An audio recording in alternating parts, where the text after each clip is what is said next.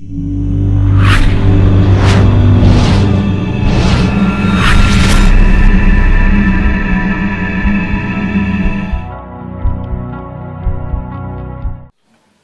chers amis, shalom, chers frères et sœurs. Que la paix et la grâce du Seigneur soient sur votre vie. Je suis, par la grâce de Dieu, votre frère, le serviteur de Dieu, prophète Édouard Élisée, leader de la mission d'évangélisation internationale pour la restauration de l'évangile 6 ans à Abidjan, précisément à Cocody-Rivière, Palmeraie, non loin du complexe. Je suis là en ce moment précis devant vous pour aborder un thème très important qui est comme une plaie pour l'Église, qui est, comment on appelle ça, un phénomène pour ces derniers temps. Et ce thème-là tourne autour du mouvement branhamiste et Cris de Munu, ainsi que tous les autres mouvements qui sont un peu dans ce même esprit, notamment le mouvement de Messagers de l'Alliance, ainsi que tous les autres mouvements qui s'apparentent à ce genre de choses. Donc, je veux vraiment, par la grâce de Dieu, compter sur vous, compter sur votre soutien dans la prière, parce que c'est un thème très important. Beaucoup, comment on appelle ça, n'hésitent pas à se prononcer là-dessus, mais je crois que le Seigneur nous appelle aujourd'hui, dans ces derniers temps, à vraiment nous investir pour le relèvement, pour la foi, pour que, comment on appelle ça, les uns les autres puissent revenir à l'évangile, puissent revoir leur adoration, afin que le nom de Dieu soit béni. Donc je vais prier et nous allons tout de suite commencer le sujet. Béni sois-tu, je te fais confiance, viens nous aider, Père. Merci pour ta parole, merci pour ce moment que tu bénis, au nom puissant de Jésus. Quelqu'un écoutera, quelqu'un regardera cette vidéo, je prie que tu parles à son cœur. Merci Seigneur, au nom de Jésus. Amen. Alors, chers amis, que Dieu vous bénisse. Je vais aller de manière, comment on appelle ça, je vais aller de manière simple et progressive avec vous. Comme je disais tout à l'heure, que je vais parler des mouvements, toute la vérité sur les mouvements branhamistes, Cris de Munu, ainsi que les mouvements de Messagers de l'Alliance, ainsi que tous les autres mouvements qui s'apparentent à ces choses. Voilà, donc déjà tout de suite, on va déjà introduire notre sujet. Pourquoi parler autour d'un tel thème? Cela est tout simplement, comment on appelle ça, dû à un constat. Un constat où nous nous situons dans un contexte où nous voyons de plus en plus beaucoup de personnes, vous voyez, parler de messagers de derniers temps, parler de comment on appelle ça, de messagers, de seul prophète en ces temps. Beaucoup de contradictions, et de part et d'autre, vous voyez, pour constater sur les réseaux sociaux, pour ceux qui sont sur les réseaux sociaux, vous voyez beaucoup d'interventions, les uns les autres qui rentrent dans les inbox des gens, envoient des messages agressifs et toutes ces choses-là, vous voyez. Donc, de plus en plus, on voit ces choses. Mais qu'en est-il? Qu'est-ce que la Bible dit? D'où cela tire sa source? Vous voyez, la Bible dit dans l'Ecclésiaste qu'il n'y a rien de nouveau sous le soleil. Donc, ça, c'est déjà notre base. Donc, quand nous voyons ces choses, nous devons savoir une chose, qu'il n'y a pas quelque chose qui apparaît comme ça. Il n'y a pas quelque chose de nouveau sur le soleil. Tout ce qui est aujourd'hui a déjà été. Mais les choses reviennent sous une autre forme. Donc, dans le mouvement des sectes, vous voyez, ce n'est pas aujourd'hui qu'on constate cela. Depuis comment on appelle ça, au temps ancien, on a assisté à ce genre de choses. Chaque fois que Dieu a envoyé un prophète, chaque fois que Dieu a envoyé un homme qu'il a élevé, il y a eu toujours des personnes, des pros, des personnes qui ont voulu, qui ont été toujours des extrémistes, il y a toujours des personnes qui ont été des fanatiques, vous voyez, et qui ont toujours voulu, comment on appelle ça, tordre le sens à ces choses, vous voyez. Donc souvent, le canal que Dieu envoie n'est pas forcément faux, vous voyez, mais les personnes, les adeptes, peuvent contribuer, vous voyez, à donner une autre image aux leaders du mouvement. Donc, c'est ainsi que nous voulons bien équilibrer les choses, afin que les uns et les autres puissent bien comprendre. Donc, si vous avez des questions après ce message, vous allez nous envoyer ça aux adresses pour que nous puissions voir s'il est possible pour revenir encore sur ce sujet. Mais pour l'heure, nous allons lire un verset de la Bible d'abord pour commencer. Le verset se trouve dans 1 Corinthiens 3,10. 1 Corinthiens 3,10. Donc, permettez-moi de prendre. On va beaucoup parler avec la Bible. 1 Corinthiens 3,10. La Bible dit, c'est l'apôtre Paul qui parle. 1 Corinthiens 3, verset 10. On va voir ce qu'il en est. Il dit, selon la grâce de Dieu qui m'a été donnée, j'ai posé, pronom personnel, le fondement comme un sage architecte. Et un autre bâtit dessus, mais que chacun prenne garde à la manière dont il bâtit dessus. Donc, voici en quelque sorte notre verset d'introduction. Vous voyez, l'apôtre Paul dit que j'ai posé le fondement comme un bon architecte, que ceux qui viennent bâtir dessus prennent garde. Voilà. Il utilise le pronom personnel j'ai. Voyez, ça veut dire qu'il parle de lui-même. Vous voyez, donc en ce qui concerne le corps de Christ, chacun est appelé à faire sa part. Chacun est appelé à donner sa part de responsabilité en ce qui concerne le réveil de l'Église, en ce qui concerne le relèvement, vous voyez, des uns et des autres. Donc l'apôtre Paul parle ici qu'il a posé le fondement comme un bon architecte, et un autre bâtit dessus. Mais que chacun prenne garde à la manière dont il bâtit. Donc Paul n'a pas de problème avec ceux qui viennent après. Mais Paul dit que chacun prenne garde à ce qu'il va bâtir, comment on appelle ça, à la manière dont il va bâtir. Vous voyez. Maintenant, nous savons une chose. Nous savons que Jésus est le relais entre le ciel et la terre. Jésus est venu en tant que messager. Et on sait tous que quand Jésus est venu sur la terre, il était venu pour réconcilier le monde avec Dieu. Et quand Jésus est venu, après son message, Jésus a suscité, il a donné le relais aux apôtres. C'est ce que la Bible nous dit. Et la Bible dit que quand les apôtres, vous voyez, avant d'aller, Jésus leur a dit dans Luc 24, d'attendre d'abord la promesse du Père. Et après que la promesse du Père soit venue, notamment le Saint-Esprit, dans Actes chapitre 2, la Bible dit que l'Esprit de Dieu est descendu.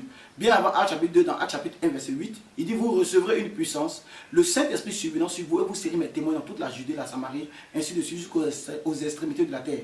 Et cette parole s'est accomplie en Actes chapitre 2. Quand ils ont reçu l'Esprit de Dieu, en Actes chapitre 2, verset 37 à 38, l'apôtre Pierre, qui, comment on appelle ça, s'est exprimé pour la première fois, a dit aux gens, repentez-vous, que chacun de vous soit baptisé au nom de Jésus, pour le pardon de vos péchés, et vous recevez le don du Saint-Esprit. Donc la question est de savoir, est-ce que cette parole était seulement adressée à ceux qui assistaient à la scène, ou seulement aux Juifs, ou bien seulement à toute l'Église? Vous voyez, c'est très important. Avant d'évoluer dans ce que nous sommes en train de faire, il est très important de chercher à savoir cette parole que Pierre donne à ces personnes qui disent que ferons-nous hommes frères? La réponse que Pierre donne, est-ce seulement à ces personnes qui étaient là, ou cette réponse est adressée non seulement à ces personnes, mais à tous les chrétiens qui allaient venir? La réponse à cette question est simple dans la mesure où Jésus dit à Pierre que je te donne les clés du royaume et le seuil de mort ne prévaudra pas contre elle. Et encore, la Bible était claire. Dans Actes chapitre 4, verset 12, la Bible dit la repentance et le pardon des péchés sera prêché en son nom. Dans Éphésiens chapitre 2, verset 20, la Bible dit nous avons posé, comment on appelle ça, que l'Église est reposée, nous avons été édifiés du moins sur le fondement des apôtres et des prophètes, que Jésus-Christ étant la pierre angulaire. Donc il dit nous avons été édifiés sur le fondement des apôtres et des prophètes. Donc l'Église de la Nouvelle Alliance, de l'Ancien Testament, et du moins de l'Église primitive, était basée, vous voyez, il y avait les apôtres, il y avait les prophètes. Dans Actes chapitre 13, on parlait aussi des docteurs. Vous voyez. Donc c'est de tout ça qu'il s'agit. Vous voyez. Donc quand les apôtres sont venus, ils ont commencé à prêcher l'évangile. Plus tard, on voit l'apôtre Paul qui vient et qui s'inscrit dans ce mouvement. Paul, quand il a reçu sa vision, vous voyez, l'apôtre Paul était clair. Dans Galates, il explique clairement qu'il s'est écarté d'un premier temps pour aller examiner en Arabie. Et après, il est revenu auprès de ceux qui ont prêché avant lui. C'est très important. Il dit qu'il est revenu auprès de ceux de peur de courir en vain. Bon, aujourd'hui, on assiste à des gens qui s'élèvent. On assiste à des mouvements, à des créations, vous voyez, et on se demande d'où cela vient, sur quoi cela se base. L'apôtre dit, il a reçu sa vision dans Actes chapitre 9. Il partait, il a reçu cette vision extraordinaire. Il y avait des témoins, des gens au moins, même s'ils n'avaient pas compris exactement ce qu'il en était. Ces personnes ont su que ce temps a vu quelque chose. Ils étaient là. Mais la Bible dit que malgré cela, malgré cette expérience merveilleuse, l'apôtre Paul s'est retiré pour examiner, pour voir, pour tester les choses. Et après quoi, il est revenu. Et il dit bien de peur de courir en vain. C'est très important. Vous voyez. Donc pour nous qui sommes aujourd'hui en train de servir Dieu, la question est de savoir, est-ce que nous sommes dans la volonté de Dieu? Donc il ne s'agit pas ici de servir Dieu comme il faut le servir, mais il s'agit de servir Dieu dans la volonté de Dieu et de savoir est-ce que je suis en train d'aider l'Église ou bien je suis en train de combattre l'Église. Donc c'est ça qui est question. Autant les apôtres, quand ils étaient en train de prêcher, on a vu les souverains sacrificateurs qui sont levés contre eux. Et l'autre sage a dit que ce qu'ils font, si c'est de Dieu, ça va subsister. Mais si ce n'est pas de Dieu, vous allez voir que ça va s'arrêter. Donc, laissez-les de peur de combattre contre Dieu. Donc, c'est de ça qu'il est question.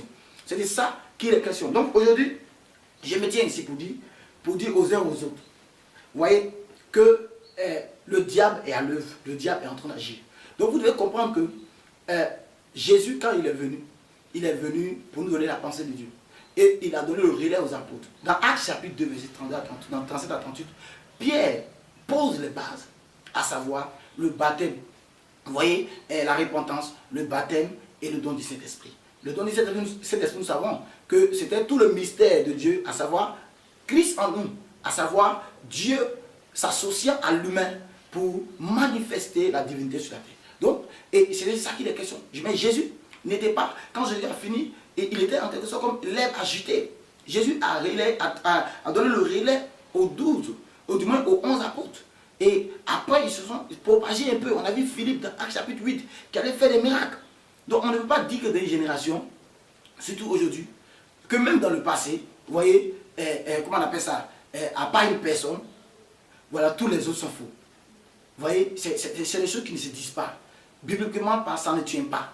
Vous voyez. Et c'est ça que je veux vous dire. Au temps de Moïse, lorsque Moïse a eu la parole, lorsque Moïse a eu la révélation, vous voyez, Dieu a permis qu'il y ait, comment on appelle ça, Aaron et Our qui étaient à ses côtés, qui attrapaient les choses. Aaron était un peu en quelque sorte témoin de ce qui se passait. Vous voyez, et Josué et toutes ces personnes. Vous voyez, on ne peut pas débarquer de nulle part comme ça et puis faire les choses comme si c'est nous on a créé, c'est nous, on était avec Dieu quand Dieu créait les choses. Non, la Bible dit que quand Paul parle aux Corinthiens, Paul le dit, est-ce à vous, 1 Corinthiens 14, je vais lire avec vous, vous allez comprendre ce que Paul entend de dire ici.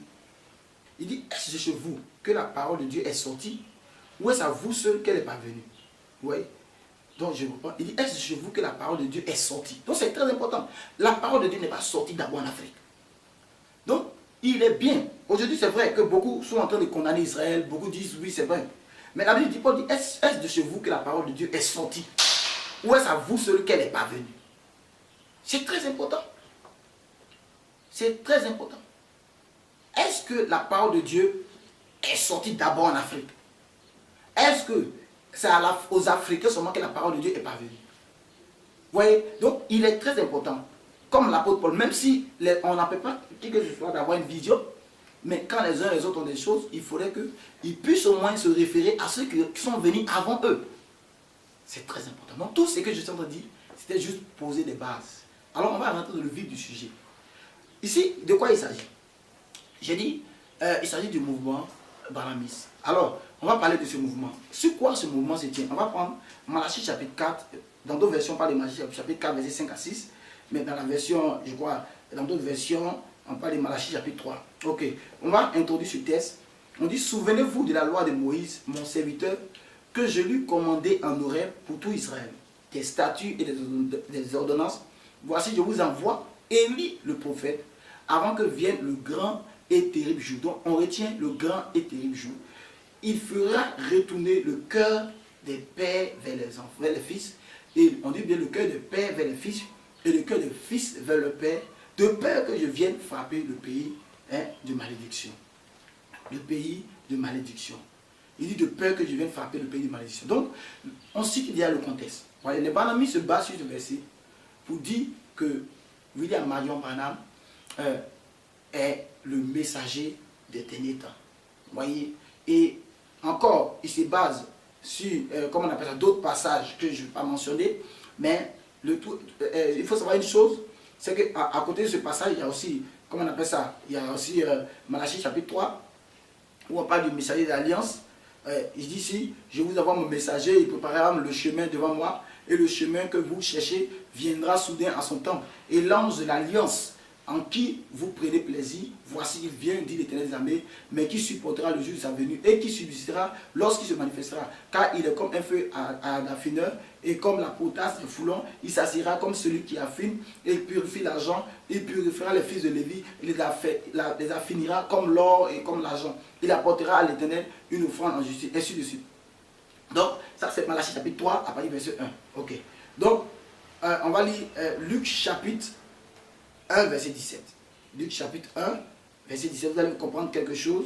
Luc chapitre 1, verset 17, vous allez comprendre, vous voyez qu'il y a une ressemblance avec ce texte que nous venons de lire. Luc chapitre 1, verset 17.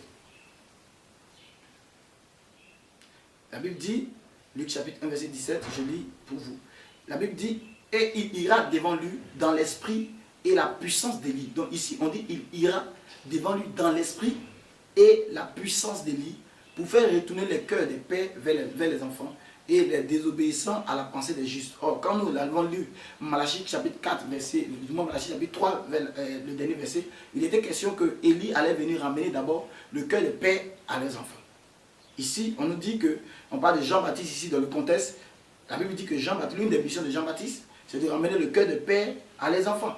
Donc le cœur de pharisiens, de ces vieux pharisiens qui sont restés dans la tradition, qui devaient revenir à Jésus, qui devaient revenir à la vision, à la révélation. Jésus a dit, s'exprimer à ce sujet en disant, je te loue Père du ciel et de la terre, de ce que tu as caché ces choses aux sages, aux vieillards, et que tu les as révélés aux enfants. Donc Jésus déjà a commencé, a été l'accomplissement, le début d'accomplissement de cette parole.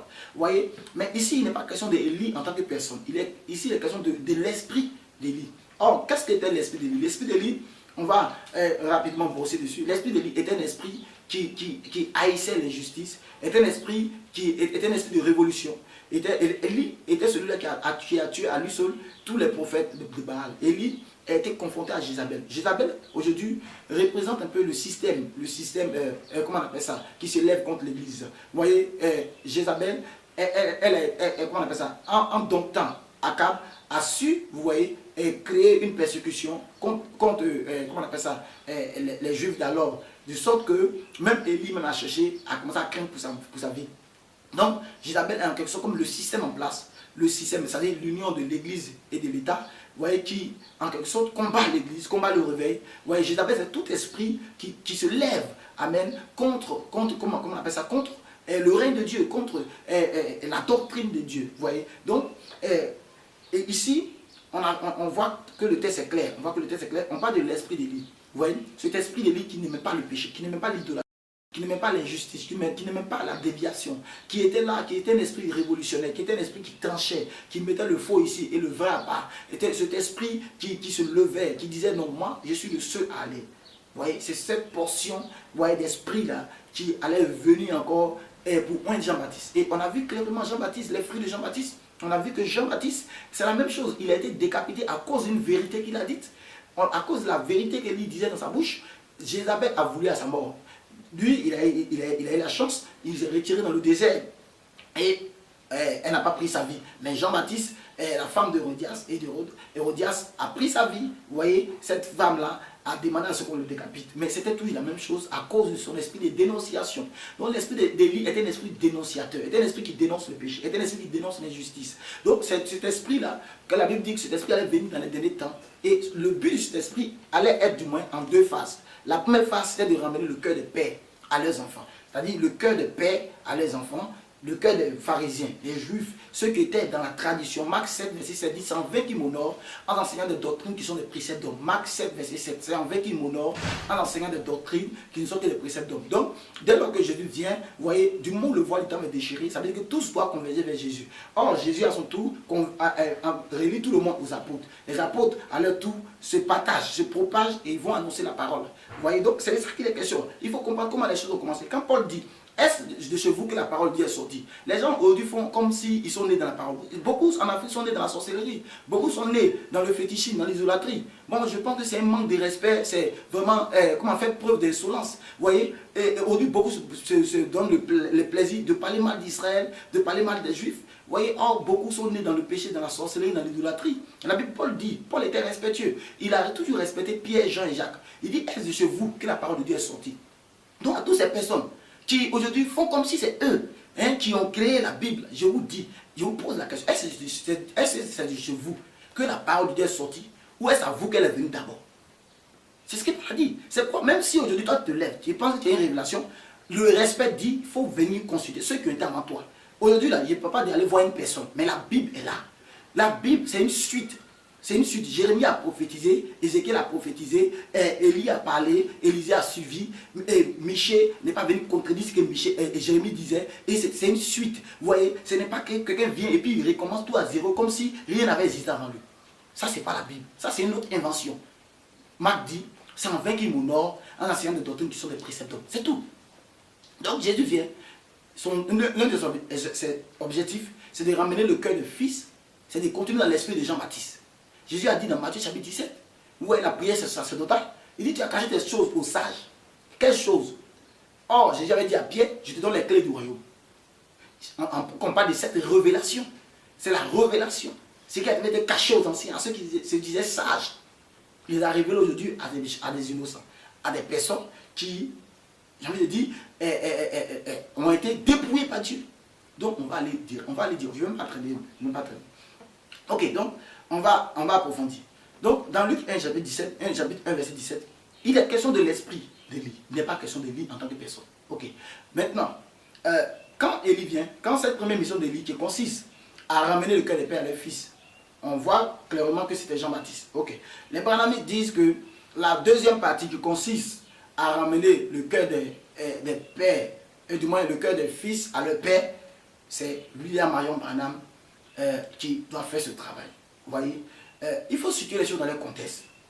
On sait qu'au départ, voyez, Jean-Baptiste est venu introduire une ère. Quand il est venu dénoncer le péché, quand Jésus est venu, il a continué dans le même système. Jean-Baptiste, sa mission, l'une de ses missions était de préparer la première venue du Seigneur. Donc tout tourne autour de Jésus. Tout tourne autour de Jésus. Donc les Branhamites disent que Jean-Baptiste a préparé la première venue de Jésus. William Marion Branham va préparer la seconde venue de Jésus. Si on doit adapter les choses, Jean-Baptiste était vivant quand Jésus est venu. Bon, aujourd'hui, William Marion Branham est mort. Bon, Jésus n'est pas encore revenu. Donc ça, c'est d'abord une première erreur. Parce que quand ils vont parler aux gens, ils ouvrent la Bible, ils font comme s'ils sont bibliques. Oh, ils ne sont pas bibliques. Voilà, donc Jean-Baptiste est mort. Voilà, il y a une autre aussi branche des Branhamistes qui prend Matthieu 24, 35 pour dire quel est donc le serviteur fidèle et prudent qui, quand son maître sera là, pourra garder la nourriture au temps convenable. Bon, et ils sont des prières pour ne pas que le leader puisse mourir. Vous voyez, parce qu'on dit quand le maître viendra, trouvera ce serviteur faisant ainsi. Il y a trop d'incohérences, trop de choses qui ne tiennent pas. Jean-Baptiste était vivant et il a laissé la place à Jésus. Bon, celui que vous dites qu'il est messager, il n'est plus là. Il est mort, Jésus n'est plus revenu. À moins que vous dites que Jésus est revenu. Jésus n'est pas mort. Donc, qu'en est-il? Pourquoi est-ce qu'on dit que c'est lui qui est le messager et qui n'est pas là? Moi, ma position, c'est quoi? Bibliquement parlant, je goûte à ceux qui disent que William Marion Branham était faux serviteur de Dieu, était magicien. Ça n'engage que eux. Moi, voilà, selon la révélation, selon ma communion avec Dieu, voilà, je ne peux pas me baser sur ce que les gens ont fait, sur ce que les gens disent, pour dire que cet homme est un faux serviteur de Dieu. Cet homme est un prophète authentique, est un prophète que Dieu a utilisé. À partir de lui, Dieu a sonné le point de départ d'une ère. Je suis d'accord que William Marion Branham était un serviteur de Dieu. Mais il n'est pas le seul prophète, vous voyez, des derniers temps. Ce n'est pas possible. Il est venu annoncer une ère. Et il y a eu des signes, il y a eu cette constellation qui s'est manifestée aux États-Unis. Il y a eu la manière dont Dieu l'a utilisé. Aujourd'hui, beaucoup le savent. Vous voyez, mais à un moment donné, l'homme n'est pas parfait. C'était un homme à qui Dieu a fait grâce. C'était un homme. Il n'est pas Dieu. Dieu s'est manifesté d'une manière extraordinaire dans la vie de cet homme. Vous voyez, pour juste attirer l'attention. Je vous dis, le but des signes et des miracles, c'est pour attirer l'attention. Quand l'attention est attirée, alors Dieu peut parler. Quand Dieu veut dire quelque chose de sérieux, il peut t'envoyer dire quelque chose de sérieux sans t'équiper, sans te donner les moyens de te faire entendre. Vous voyez? Et chacun a sa politique. Jean-Baptiste avait sa manière d'attirer les gens pour leur parler. Si tu n'as pas des gens pour t'écouter, quelle est la valeur de ton message? Donc, la politique de Dieu, en ce qui concerne les derniers temps, c'était de oindre de manière entière et totale ce grand homme. Vous voyez? Il a été utilisé dans une dimension extraordinaire. Il a opéré dans la dimension des miracles créatifs. Il a opéré dans la dimension des paroles de sagesse. Voici quelqu'un devant qui tu dois te mettre. Il te dit ton passé, ton présent, ton futur. Tu n'avais pas besoin de lui dire quel était ton mal. Il te disait quel était ton mal et sur le champ, tu recevais la guérison. C'était des choses authentiques. Ceux qui ont vécu dans le temps peuvent témoigner. Mais à un moment donné, comme toujours, comme tout système, vous voyez, Jésus, quand il était là, à un moment donné, Judas ainsi voulait donner une autre connotation au ministère de Jésus. Mais Jésus a toujours su c'est pourquoi il est sur la terre. On a vu au départ quand Marie lui a dit, le vin manque, il dit, femme, mon heure n'est pas encore venue, il faut te calmer. Donc, aujourd'hui, quand un leader est là, il y a des gens qui sont autour de lui qui deviennent des fanatiques. Ils ne sont pas attachés à Jésus, ils deviennent seulement que des fanatiques. Vous voyez? Et au moins, j'ai plus le temps de faire des recherches. J'ai plus le temps de faire des recherches. Le pasteur qui était dans l'église de William Branham, et son église qui était Branham Tabernacle. Vous voyez, lui-même a dit qu'il était illettré, il a dit qu'il n'avait pas souvent lu les livres. Il y a un frère qu'on appelle le frère Livell, voyez, il a fait sortir des livres au nom de Branham. Et je ne suis pas là pour, pour être l'avocat de Branham, mais je suis là seulement pour vous dire que le mouvement des banamistes n'a rien à voir, c'est juste une déviation, c'est juste le mouvement de certains fanatiques, et c'est le mouvement qui ont toujours existé. Quand j'étais venu sur la terre, après lui, il y a des sectes qui sont sortis. Et de son vivant, on lui a dit, il y a quelqu'un qui chasse des mots en ton nom. C'est toujours comme ça. Ça fait partie des corollaires du réveil. C'est les signes, vous voyez, évidents d'un réveil. Quand il y a un réveil, il y a toujours des personnes après qui deviennent des fanatiques, qui deviennent, comment on appelle ça, des fanatiques de ce réveil-là. En Israël, il y a le mouvement des zélotes, vous voyez, qui aiment les patries. Vous pensez que vous allez vous mettre devant un zélote et vous allez dire quoi? En Israël, les zélotes, ils sont attachés à les patries.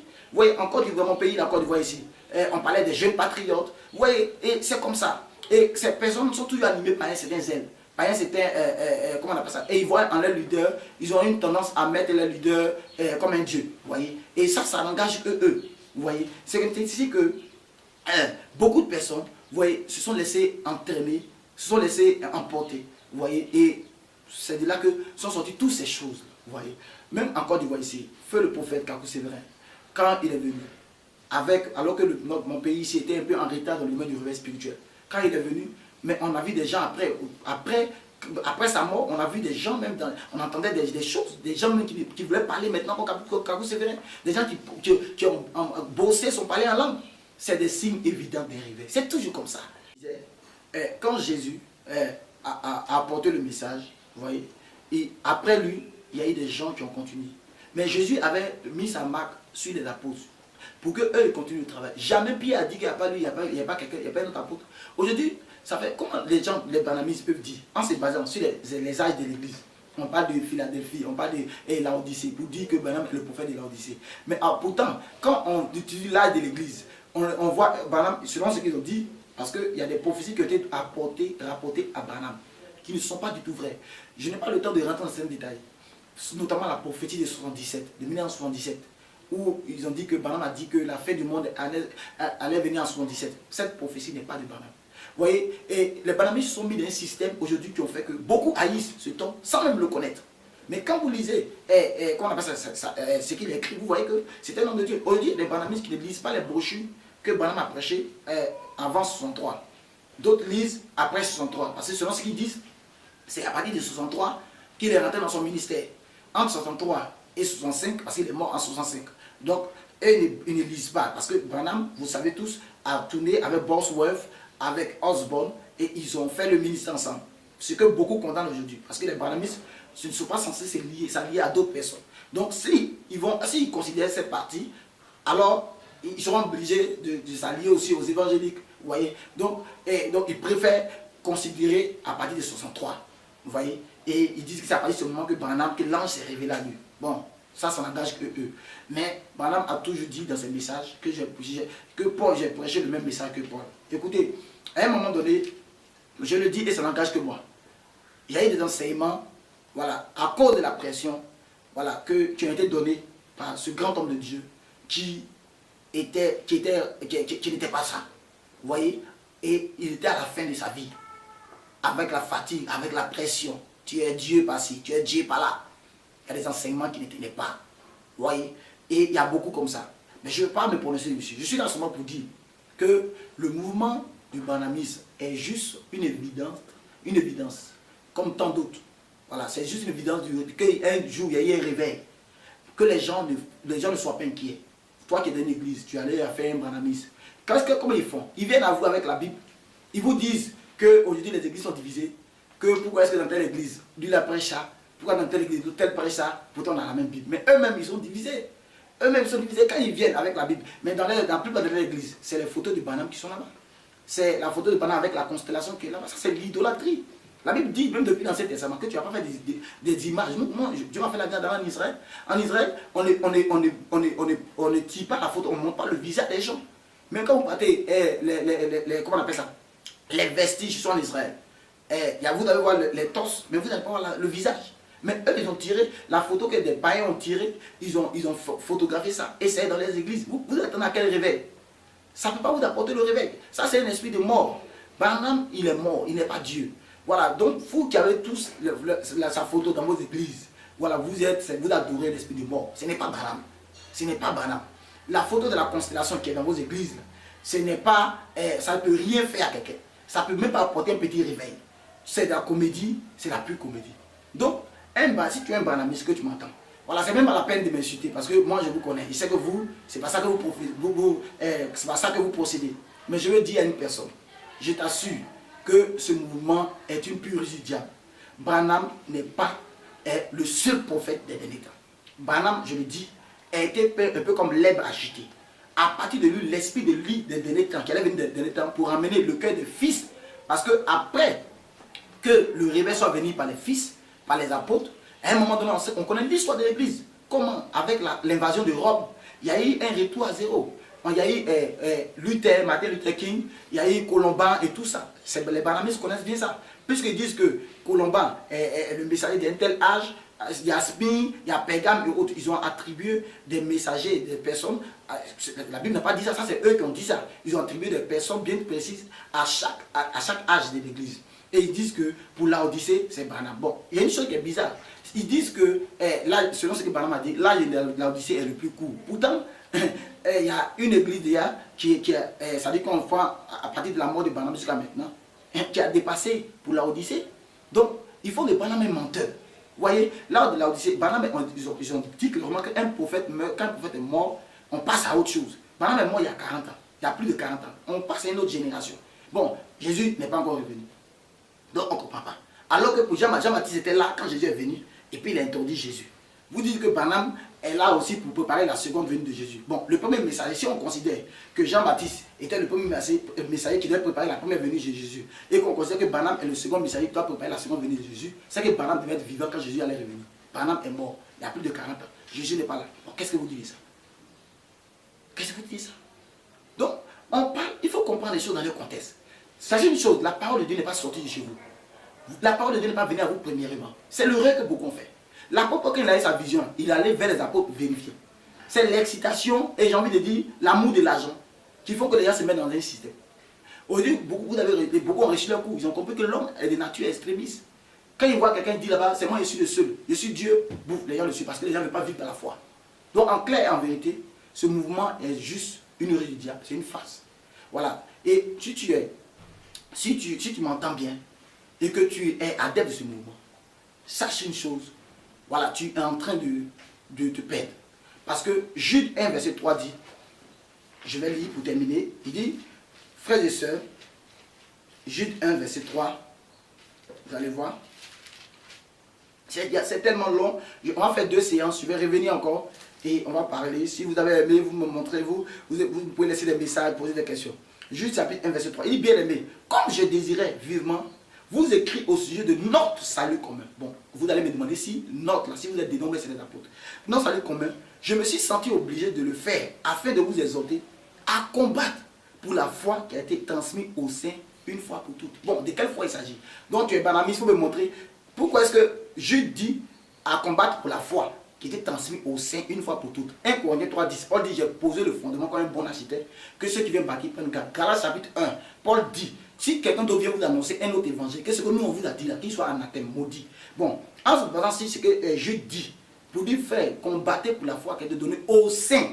Vous lisez Éphésiens. Éphésiens, Paul commence par au sein qui sont Éphèses. Bon, vous prenez la Bible quand ça vous arrange. Bon, ici là, vous ne faites pas partie des saints ou bien vous êtes partie des saints. Si tu es banami, ça, ce passage, ça veut dire, de quelle foi on parle ici? Vous venez, vous répétez un baptême. Bon, tout ça, on va parler de ça. Mais, voilà, à moins que vous ne soyez pas concernés par ça, vous serez d'autres types de saints. Sinon, si vous êtes dans la continuité de ce que les apôtres ont fait, vous n'avez pas besoin de vous paniquer. Voilà, on va vérifier seulement, est-ce que dans l'église de Paul, les gens avaient la photo de Paul dans l'église? C'est la question qui est là. Paul a dit dans 1 Corinthiens 11, soyez mes imitateurs comme je le suis de Christ. Paul ne s'est jamais mis devant. Il a dit, il savait qui il était et puis Jésus lui a fait grâce. C'est vous qui voulez déifier les gens. Barnabé était un humain qui a vécu dans les quartiers, qui a connu le péché, vous voyez, qui avait des faiblesses, qui était colérique et à qui Dieu a fait grâce. Ce n'est pas Dieu. Vous voyez, voilà, je vais dire une chose. Aujourd'hui pour l'église, Dieu a mis 5 ministères. Apôtres, évangélistes, prophètes, docteurs. Voilà, on n'a pas besoin d'aller faire allégeance à qui que ce soit. Voilà, on n'a pas besoin d'aller faire allégeance à qui que ce soit. Nous sommes dans l'ère de l'église. nous ne sommes pas aux temps anciens, voilà, pour dire que Dieu suscite un prophète messager et puis on le tue. Voilà, ça n'a rien à voir. Branham était juste là comme on appelle ça, le point de départ d'une ère. Et l'esprit d'Élie est descendu dans la mesure où on a vu cet homme-là dénoncer certaines choses qui ont fait qu'il s'est fait beaucoup d'ennemis. À la fin, il y a eu seulement quelques déviations, quelques erreurs et qui lui ont coûté beaucoup de choses.